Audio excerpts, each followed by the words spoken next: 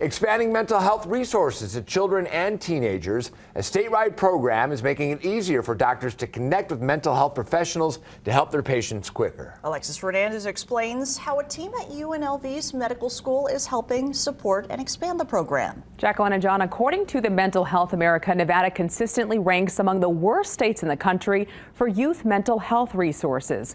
One of the reasons is a lack of providers.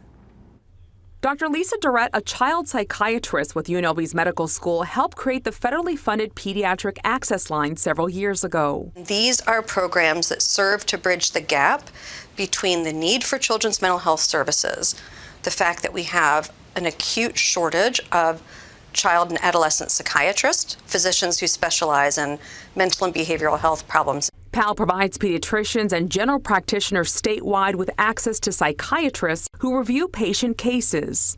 Get their patient seen by our team of child and adolescent psychiatrists for a tele-video evaluation, in which we can provide diagnostic support, treatment planning, recommendations. It's a problem that some pediatricians say has only gotten worse. The whole COVID experience generated quite a bit of anxiety in both the children and the rest of the families.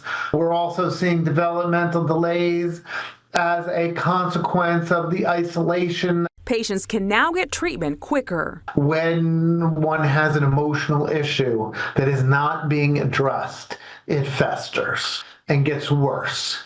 And then it comes out in often dramatic fashion down the road and can be as serious as a suicide or a violent event. The program has provided more than 1,800 child psychiatry consultations since it began, and 115 primary doctors around the state are now using the access line.